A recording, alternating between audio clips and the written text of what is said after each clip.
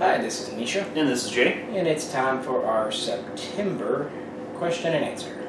Yep. If you guys have a question that you would like to see read on and answered on camera, Not necessarily answered correctly, but answered. Yeah. We will give you an answer.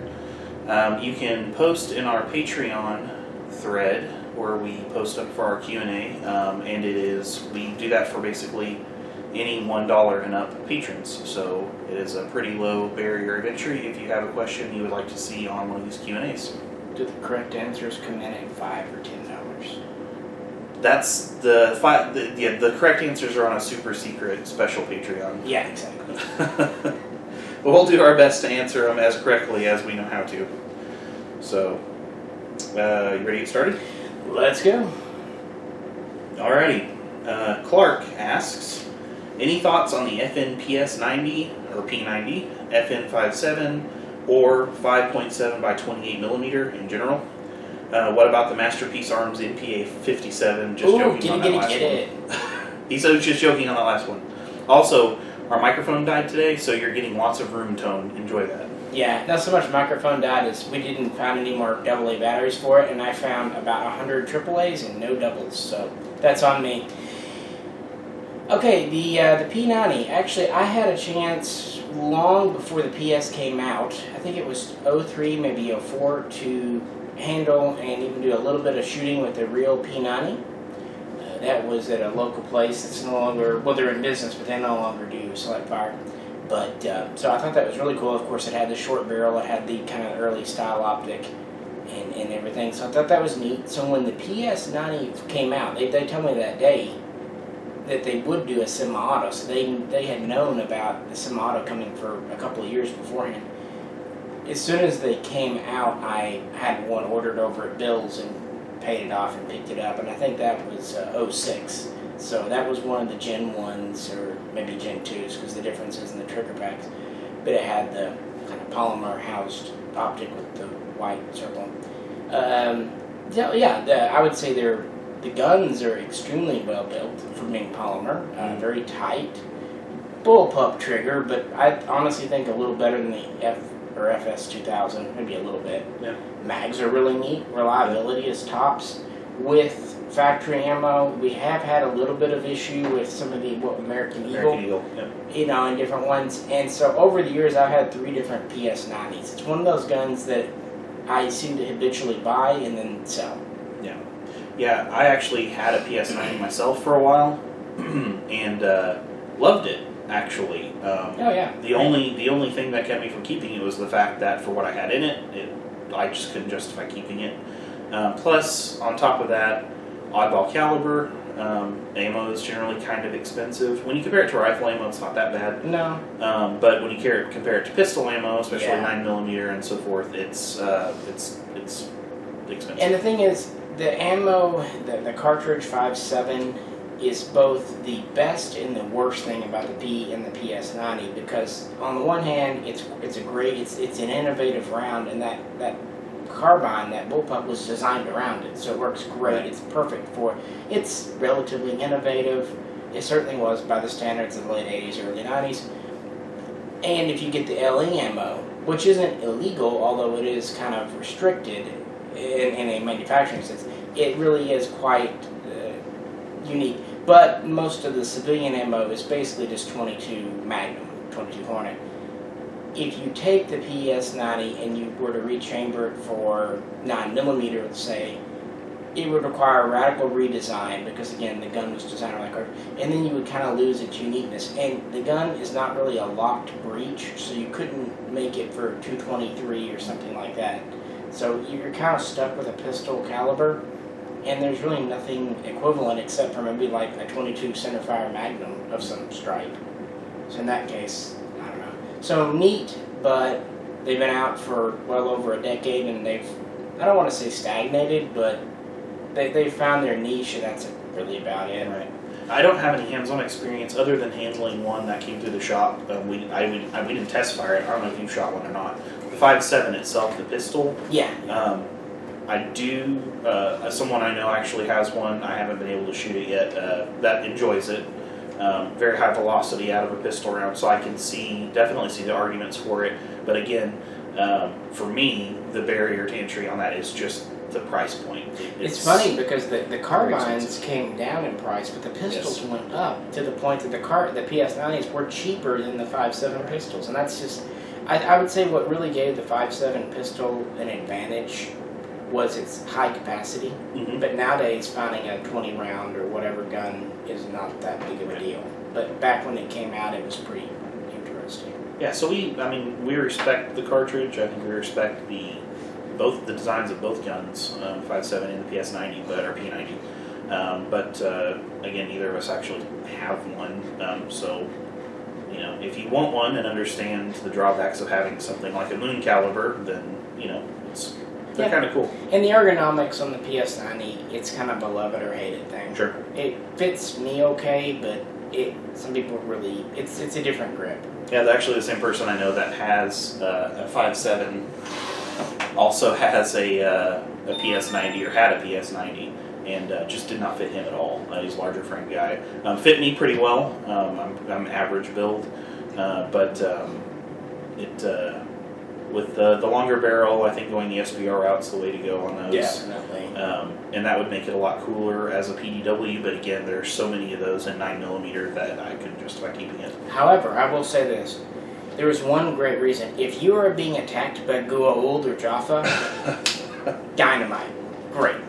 Otherwise, you know, your discretion. Moving on. What is your opinion on AKs chambered in 5.56 by 45 NATO, like the Arsenal 106? How do they compare with AKs chambered in 5.45 by 39? Do you want to answer that first, then maybe we'll read the let's notes? do it. Okay. Yeah. Well, anyone who's watched the channel knows I think both of us have Polish FB Radom archers, and they are always at the top of our favorite guns list. So, fantastic. The Archer being in 5.56, based on the Baril, great. I mean, absolutely great reliability, very good accuracy, awesome accuracy for an AK. Mm-hmm. So a gun like that, designed from the ground up, great. Also, that Vepr 1V I had in 223 and 5.56 was a great gun. Absolutely as reliable as an X39, and I've heard the same out of other Vepr 223 and Sega 223 owners. Mm-hmm. So those seem to work fine. The Arsenals also seem to work fine, with a few understanding. Now, the internet loves to yabber on about the things, the issues. The thing is, guys, that all happened back in 2006 and maybe into early 2007. It is ancient news. So, they fixed it a long time ago. As long as you're buying one that was shipped from the factory in the 2010s and up, you're good to go. So I wouldn't worry about the 106s. They're priced fair. If you want a 223, they will work well. And Baril mags will fit them, so that's a slightly cheaper mag option that's available. Yeah, they're good. They may not be the best, but they're definitely better than the old SAR 3s and Wasser 3s, which were really problematic because of the mags they supplied them with back in the day. But yeah. Yeah, I think Bulgaria is actually issuing their guns in 5.56, right? They do, but those are all on the milled line. Okay. Gotcha. We're the only ones that really get their stamp guns. That's kind of a whole other thing, but yeah, on the milled frame, yes, they do. So they are military, but they're a little bit different. Like the front ends are pretty much the same, but the receiver parts and the feeding and all that's a little different. And I had a 106. Was it UR? Yeah, the crank? Yeah. And it worked fine. It was good. And it's a crank too, so those tend to be the most temperamental. It wasn't what I wanted out of a crank because I had the longer barrel. Ironically, I have a 104 UR now and 5.45, which I'm extremely glad to have. But I don't see any issues with a modern-made 5.56. No, as long as it was purpose-built for that, and not just not a conversion, some weird. Someone dropped in a barrel and took a Tanto kit. Right. So yeah, as long as it's a known thing, I would say probably the Segas and Veprs are the best outside of the Archers, but the Archers are expensive. But the Arsenals are, if you find a good deal on one. Sure. I've got a 106 CR and we've shot it. Yeah. It worked fine. They're awesome. Yeah. They're fun to shoot. So second part of that. So Matt replied back. This is Gregory's question. Was the original question about those 5.56 AKs. Matt replied, or Matthew should say. I have one that's pistol. They're awesome. there are two things to be aware of. One, the early ones were unreliable. I believe anything with a serial number before BD XXX was iffy. Second, mags are difficult to find. The best ones are the Black Arsenal Circle 10 mags. However, they're impossible to find on the internet. The Smoky Circle 10 mags are somewhat iffy and expensive, around $44 each. Your best bet is the Polish Radom Green polymer mags. They're around $34 each from A of A. They are mil-spec. They do not have metal locking tabs, feed lips, reinforcements. Despite that, they seem to be high quality. Before one, though, they will wobble. Pro mags are available and cheap for about $11, but should be used for practice only. Best of luck. So that was him replying to someone else's question, but we figured we'd address some of the points there. The serial number thing is bullshit, because what Arsenal did, and if you even get a new one, the trunnion date will probably be 2006, 2007, maybe 2008.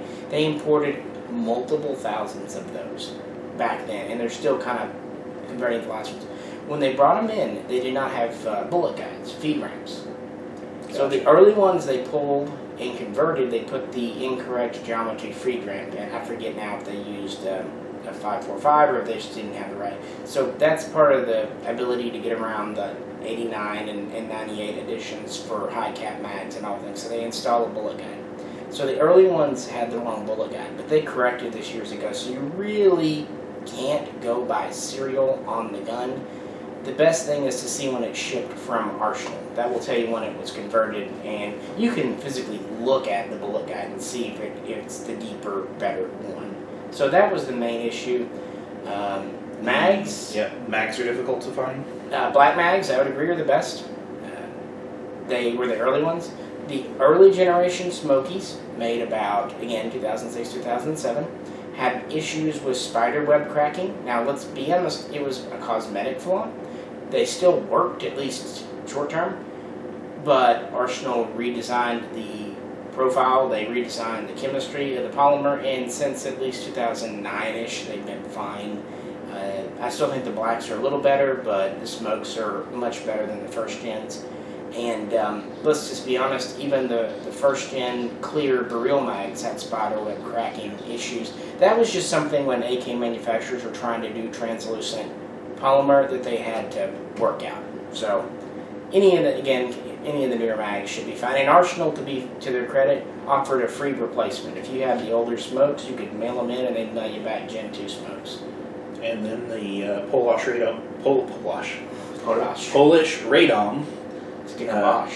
green polymer mags. Yeah, they're good. They don't have metal locking tabs because the military doesn't want them. Americans are the ones that seem to have the fixation on the metal locking tabs. Most European militaries now that go to polymer mags don't bother with them. I have yet to break an Archer mag. Yeah, I've had mine's for 6 years. Yeah. And you've had yours for, well, I know you bought it when I was still in Ozark, so. Right. You've had at least 4 or 5, right. So neither of us broken a mag. Yeah. They're good. So yeah, you can pay $1, comment on Patreon, and Misha will call bullshit on you. So enjoy that. I'm more calling bullshit on the internet. Tim did a video on the whole myth about shooting steel cased, sure. And there's these, and we're all victims of it. Yeah. The old gun shop lore and gun show lore. The thing is, now we can all compare notes across the country and go, wait a sec, you haven't had this issue? I haven't had it either. Wait a sec. Right. Who told you about it? Well, so-and-so's cousin. Did he own the gun? No, but he read it and never mind. Yeah. Ryan says, I'd like to know how you rank the overall build quality, machining, parts quality, barrel quality, build quality of AKMs and AK-74s by different countries and time periods. I ask now that I've owned a number of AKs, I can see the differences in quality of parts and builds. I'm curious to hear your opinion and some cool historical info. I'll let you hit that one first. Okay, I'm decidedly the historian between the two of us, so I have a lot of cool historical You are the info. one with working eyes, so you can see the machining vodka. Which definitely, obviously helps. For me, I think number one, having handled Russian AKs, Polish, Yugo, Bulky, I'm probably Chinese, I'm probably missing others, US. Why did you handle the US? Polish seems to be the overall best fit and finish, the smoothest. There's something about the machining quality in those guns that just, they feel different than any other AK that I've handled. And that's really the reason why I have a Polish collection now, is because they were, when I started getting into that, Polish firearms were generally the most affordable and the best made of what was available. I'm not saying that, long-term use or whatever, I'm not going to argue that point with, against Polish versus Russian and all that. But in my opinion, just based on just general fit, finish, feel, the Polish AKs seem to be top notch. And even the WBP, the Lynx pistol that we handled recently, something about that, even shooting it side by side with the SAM-7, something about that Lynx pistol, it felt smoother, just really well made. I don't know what it is exactly, but so Polish to me is number one. So probably Russian, a very close second.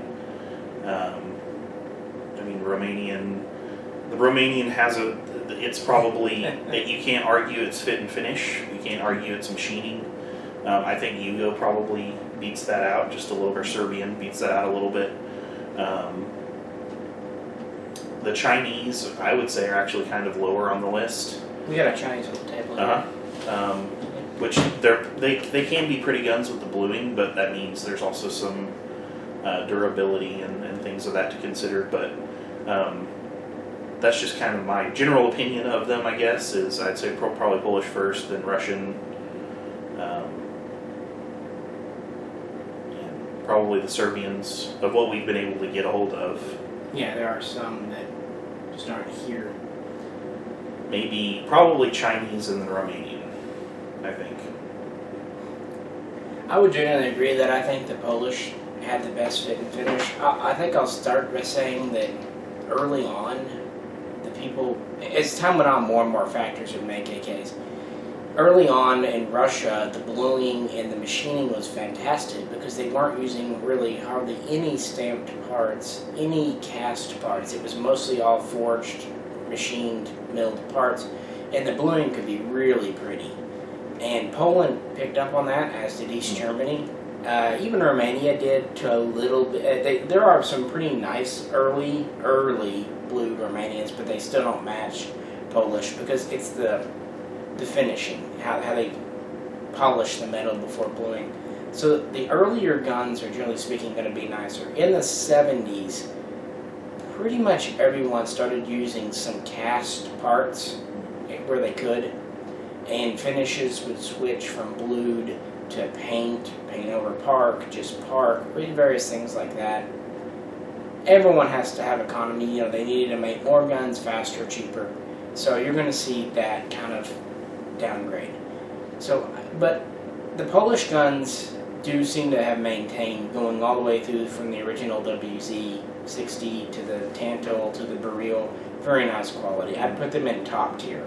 Yep. Also in top tier, I would put Russian. Molot makes nice stuff, but keep in mind, Molot never made the AK rifle. They made the RPK. And this question was specifically about AKM and AK-7. Right, so we're going to knock those out. We're going to say Ishmash today, which is the Sega. They're nice, but sometimes their lettering can be a little off, but the durability is all there. Really, all your AKs are pretty much the same. The Russians feel a little more rattly than the Polish do. A little bit, yeah, and they usually have more a paint finish, less durable. Now this is nitpicking. Yeah. We're not talking about operationally getting run over by a tank, stuff like that. Just because they're really all built to the same spec at that pretty point. much. Yeah. Just a smidge below those, but still on top tier, I'd put Hungarian, and I would put Bulgarian. A Bulgarian finish is probably the weakest of them, but damn, are they solid and nicely done. And also finish. I mean, you can argue if a Valmet's really an AK. The only reason I don't put the finish higher, they're a little bit more, at least the military guns, more of a workman tool. They've got a very coarse, dull park. Mm-hmm. The furniture is unique. They don't have pretty bluing, but they are smooth. So I would put Finland in the top tier. Moving down, I would say you have, here's the thing about when you get kind of lower. They can make a great gun. They can make a kind of sloppy gun. You get to places like Egypt, China, Romania, Yugoslavia, Serbia, and they can make a great one, and then they can go. And I think Yugoslavia is at the top of that pack, but then I'll say that, and then you'll see just a horrible job. MADI, I would honestly probably put at the very bottom. I've seen the weirdest QC issues with MADI guns, both from parts kits and civilian. Sure. But they're still working. They're still great working guns.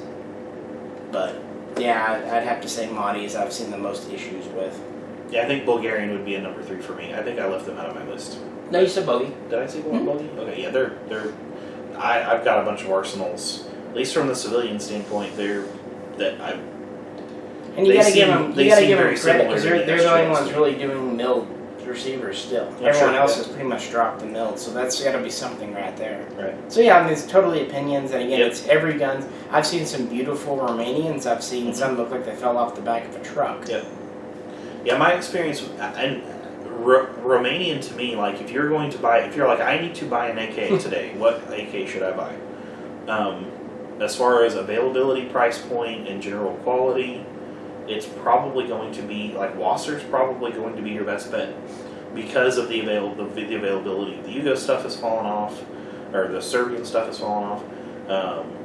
Russia is pretty much gone. The Polish stuff, like we're seeing some stuff from WB from Arms of America, but a lot of that stuff is gone. So Atlantic's doing some of that stuff, but it's harder to get a hold of like a quality foreign-made AK, except for Wassers are pretty much out there still. So, like that, if that's going to be the AK, if you have to buy an AK, and price is a consideration, the Wasser. To be fair, in 2018, Arsenal has brought back. They did the SLR 107R. They brought back the SLR 107CR, and they just brought back the 107FR. And that so really is price competitively with the Wassers going for $8,850 now, and then having to put for new furniture on it, presumably if you don't want to keep the crap that they put on there. Like you're probably going to end up in Arsenal territory anyway. Yeah, the Arsenals have gone up a smidgen, but nothing like Wassers. So really, one of the two. I mean, if you just absolutely have to get the cheapest thing imaginable, I mean, Wasser is probably going to be the bottom of the price list, and then Arsenal's close. So, yeah. But again, I think as of early September of 2018, the market is very volatile. It changes a lot. So whenever you're watching this, it could very well be different. True. Yeah. I think the Wassers are, even though I put them, basically at the bottom of my list of ones I've handled. They're still mechanically sound. They just don't necessarily look and feel top of the line. So. And that's mostly their finish. Yeah, it's definitely finished. So yeah, that's like I say, it's really an opinion thing. But yeah. Yep, all opinion, but feel free to post your own opinion in the comments below. CV50AB45 says, what are your thoughts on the Molot Vepr FM 7411 fixed stock? Since it is essentially an RPK 74 with a shorter 16.5-inch barrel, in your opinion, does the heavier receiver and heavier barrel bring anything to the table compared to any other high-quality AK-74, such as the Arsenal SLR 105R?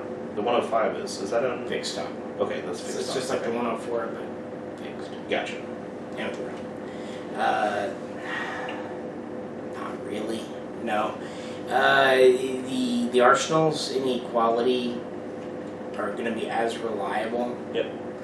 Accuracy is going to be pretty much the same. Because the Vepr is a little heavier, that might help you stay on target, but that's more a human issue. The heavy barrel may have a little less whip, but that's, testing would have to be done to see if there is an appreciable difference. I mean, it won't really, it's a hammer forged chrome lined barrel. It's a great barrel, but I don't know that it would actually last longer as far as accuracy. I mean, the bore is the same diameter, even if the outer surfaces. It would heat up slower, but it would also cool off slower. So, I think I know that the 4711, which I have one, it's the most accurate 7.62x39 that I have. With the heavy, I think that the heavy profile does have something to do with that. and then just the overall build quality of those. I will say though that I actually picked up, because Misha had a couple in his shop. He had a Vepr, one of the 74s, and an Arsenal 74 here at the same time, and I handled both and immediately went with the Arsenal just because it was so much lighter. It's the Arsenal 74s have a balance and a weight to them that make them feel like a very capable, very handy, practical rifle. And they have a very big, effective muzzle brake with them. Yes, that's true too. I like them just because they're military. Right. That's it. Whereas the Vepr volley ray gun is very much a sporter configuration. Yeah. It's It's a good gun. I sell a lot of them. I've had a lot. I've got the RPK version. It's a great gun, but I would get one if you can find one for a good price, but I would not go crazy spending money on them. So is the which Vepr fixed stock are you referring to specifically? The like the Dash 11 is the fixed stock. It's and it's the not Dash the 21 is no. The 11 has a polymer 74 stock. Okay, gotcha. With the lightning. Yeah, that's what I was thinking. It's just like yours, but with a fixed stock. Yeah. And And the 105 you asked about is a fixed stock too, so it's a very apt comparison. Sure. Yeah, I think overall the SLR is a better choice, but if you find a Vepr for a good affordable price, then you can't go wrong with it if you get into it at a good price because they're not bringing any more in. And it's really hard to say what'll be more collectible in the future. I know people like to speculate, but boy, a lot of Veprs came in. Yeah. The numbers, and they're Russian, so demand's going to be higher. But then again, the 104 is a military config, and that always gives. I don't know. Time will tell. Man, the weirdest things get collectible, and some things you think would don't. Yeah. Purely as a shooter, I think the Arsenals is a better shooter just because. And I think you're right about the Vepr and 7.62. The extra weight probably does help because of the extra recoil. But when you get to 5.45, which is already a very mild little cartridge. Right. The 104 already doesn't have recoil, so the extra mass doesn't really change much on. But they're both great guns. Yeah. Get both. There you go. Yeah, that's generally our solution to this is just buy both. Tell your spouse it's an investment. Once in a while, sell one off to show her. And there you go. Angel asks, do you have a preference in AK-47 slings being either surplus or new production, and do you have a favorite? At the end of the day, a sling is a sling, but some are cooler than others. My preference is the more it smells like grandma's basement, the better. I like the old surplus things. I mean, this shouldn't be a surprise. Yeah, I don't go much in for the modern tactical. I mean, I have a couple of modern slings, but even then I try to get the most basic black. Yep. Because the modern stuff is so fancy. It's just, it gets tangled and blah, blah, blah, blah, blah. It's just not usable. A simple 2-point, use it. Yep. Yeah, I really like the Bulgarian, the current production Bulgarian AK slings with the metal hook and the the loop in the back. I like the Yugo sling for how it has that big snap in the front that's easy to take on and off. It's got the buckle in the back. That's kind of cool that it comes off. I really love the modern Romanian sling, that kind of iridescent green. Such a wide, soft. It's just very comfortable. It doesn't dig in. You can hang it, and it's just kind of has a cool texture. Yeah. But the Bulgarian black, just green, kind of. Or the Russian tan, which is pretty much the same, just different color. Yeah. And you can get those cheap too. You can get Russian slings all day for under $10. Yeah, any of those. Why not? Yeah, I don't see any reason to pay for the fancy pants slings. No, we've had so many issues where we've gotten a sling in for whatever modern gun and couldn't figure out how to rig it up because there were so many straps and buckles and it's the simpler. The more straightforward, give me just one strap that just doesn't get in the way, and that's the sling I'll end up going with every time. My T91 here, which is one of my favorite guns of 2018, we took the sling off for the video we published last month, and I haven't put it back on yet. Normally I always have slings on my guns, like with this Swiss here, but I haven't gotten around to putting the sling back on. It's a great durable feeling sling, and as far as modern slings go, this sling isn't near the worst offender, but it's just so long and convoluted versus a simple 2-point that I'll put it back on. I'm glad I have it just for completeness' sake, but it just makes the gun much more cluttered and hooking, and it's heavy. The more complicated your sling, typically the heavier they get. Yeah. So, I don't know. But, yeah, just simple. Keep it simple. So Matthew asks, hey Mishaco, do you know anyone who does a mag conversion for an Arsenal SLR 106? I would like for it to take PMags. Definitive Arms won't do it on Arsenals. Thanks. No, you don't. You don't want to do that. I mean, the AR mag is popular because it's ubiquitous, not because it's the most reliable mag. I mean, yeah, the modern AR mags work pretty great in ARs, but trying to retrofit an okay mag design in a gun never meant for it, that's just one more point of failure. Yeah. By the time you paid for the conversion, you could have already probably bought 10 Polish mags or 8 Arsenals. And if you call up Arms of America and say, hey, I want 10 Baril mags, I bet they'll cut you a discount. Yeah.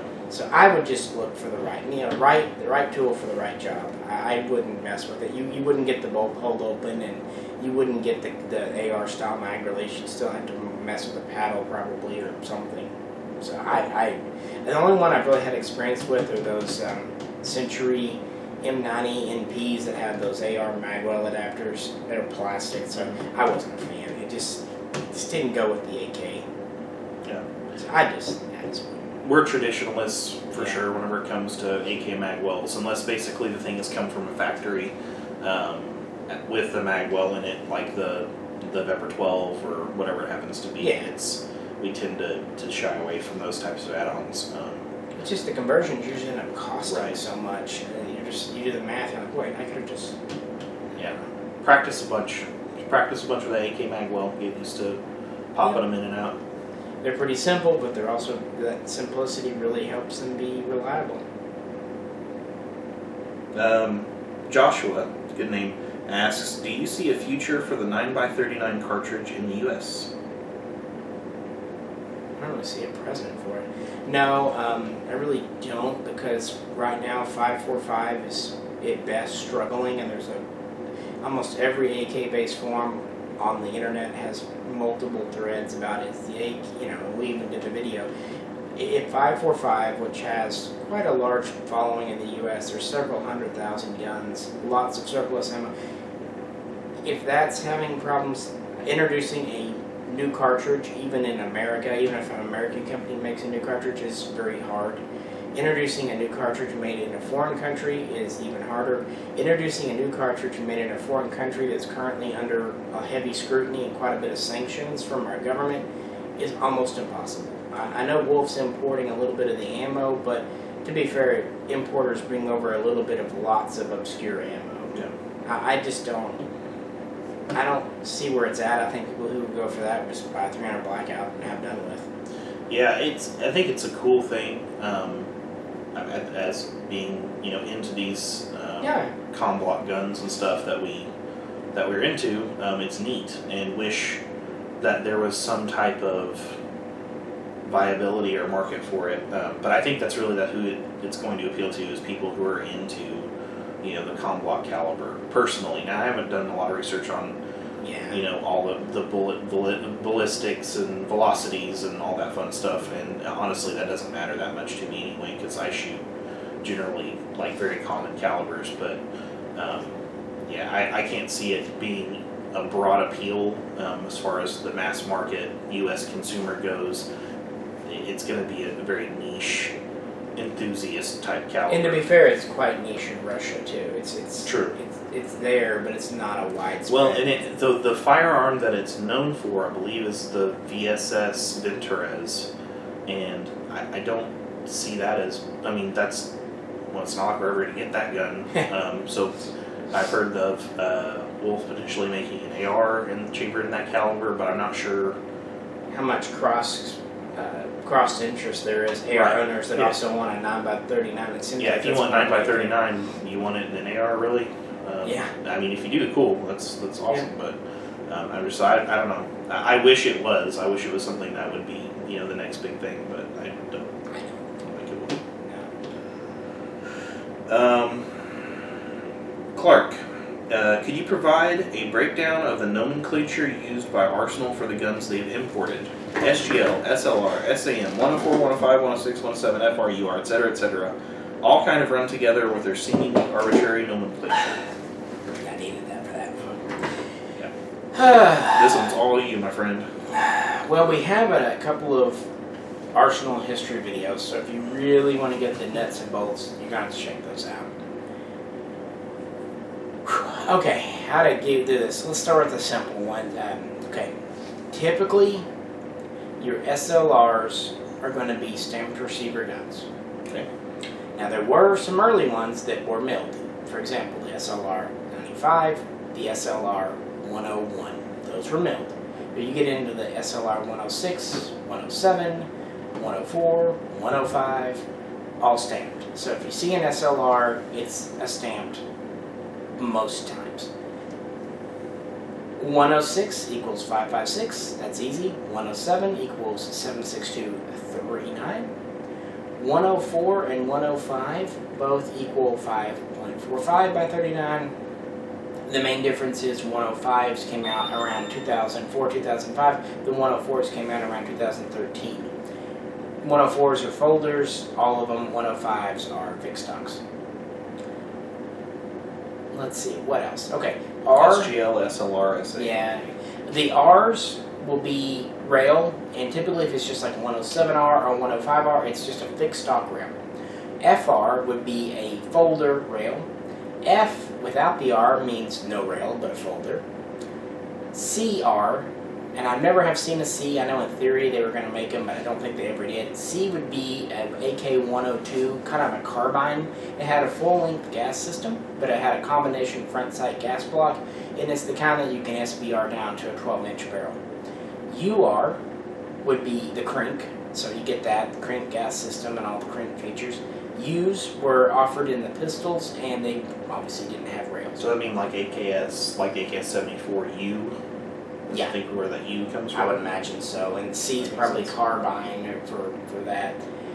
Let's see, that's pretty much, and then of course, beyond that, there are dashes behind the models, typically like dash whatever, tells you the kind of furniture it has. So, color, maybe type of stock, so on and so forth. As far as the SAMs, okay, early on we had the SA space M-7s. Those were US assembled from Bulgarian parts on receivers finished in America, but kind of based on Bulgarian forgings.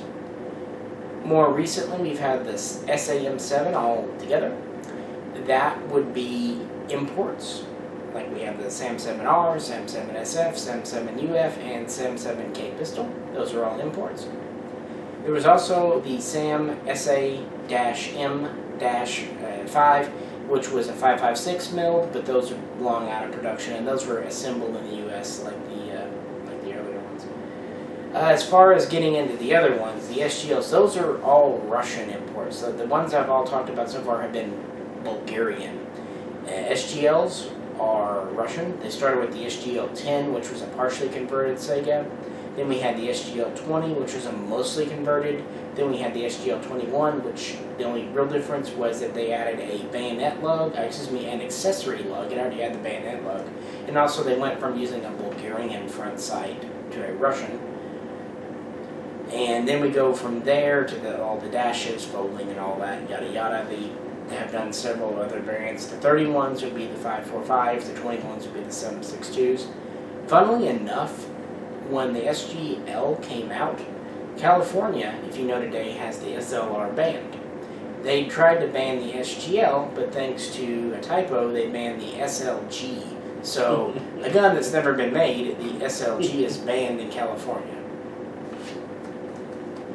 Golf clap. I know that's a very brief synopsis, but there you go. And again, if you're more, just check out our video. It's like Smith & Wesson revolver names. At first it seems random, but there is method to the madness. So I'm getting there. I've been dealing with arsenals and stuff for 10 years, and I'm just getting to the point where I can kind of figure out which one's which. So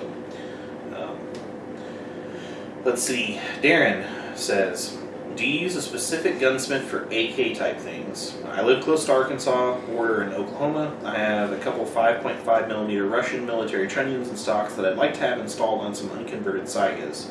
Also, for front conversions for Saigas, I've spent a lot and waited for months to get all correct Russian AK-100 parts straight from Russia.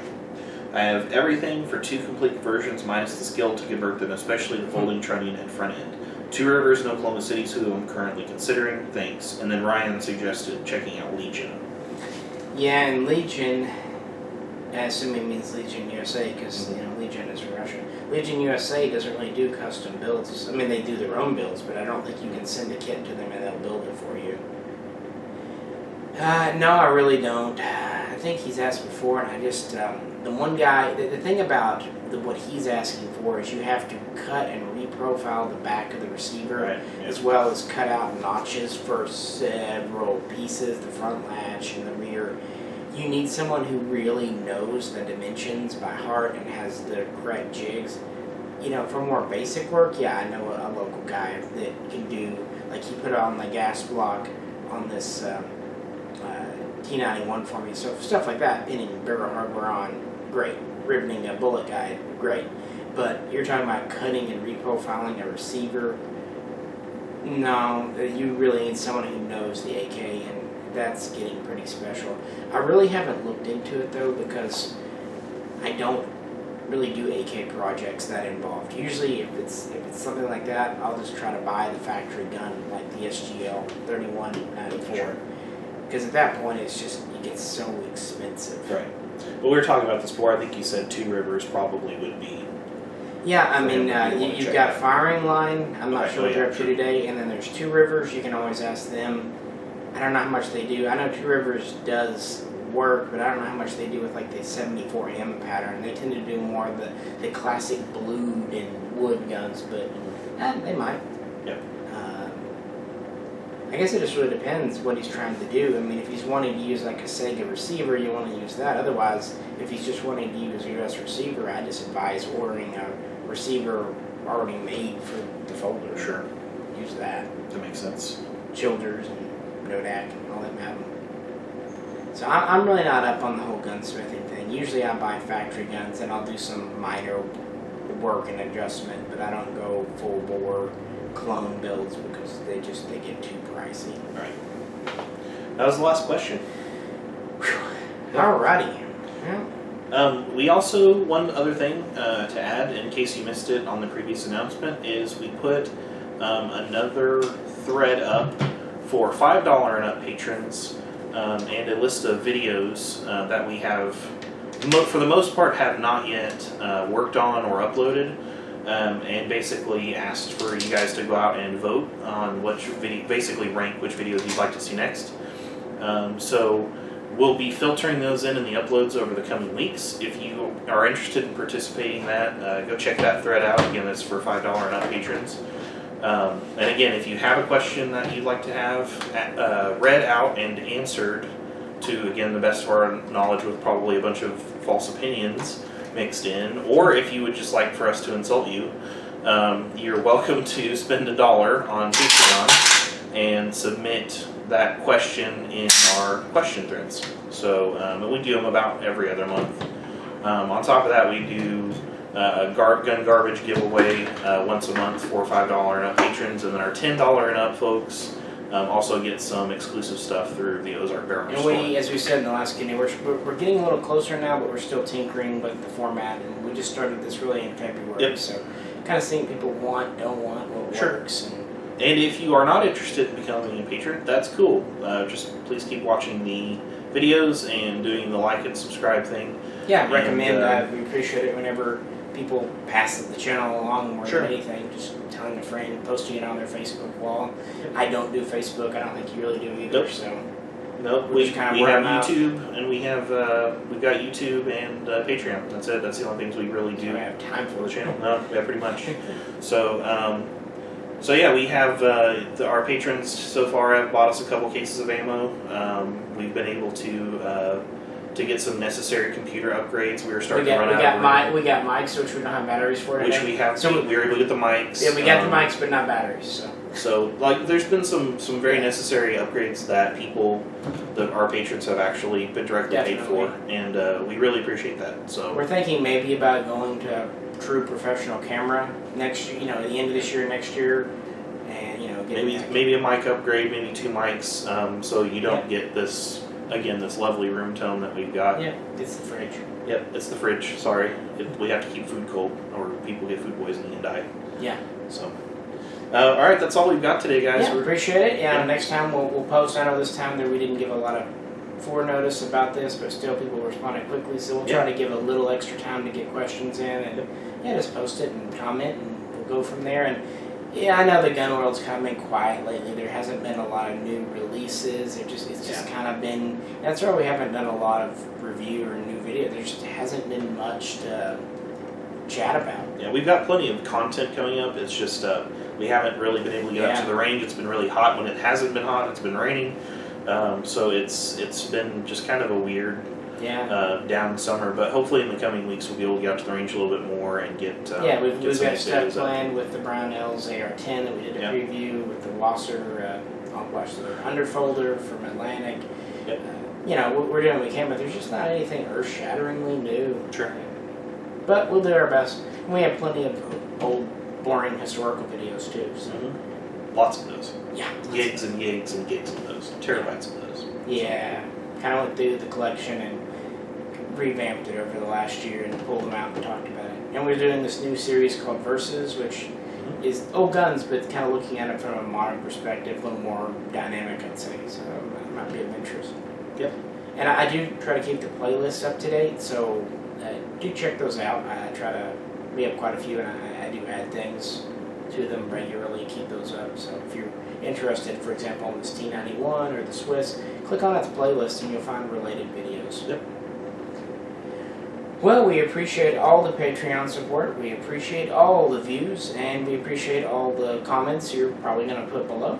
And we'll be back soon, probably a little before Turkey Day this year, and see where we're at between now and then. Yep, sounds good.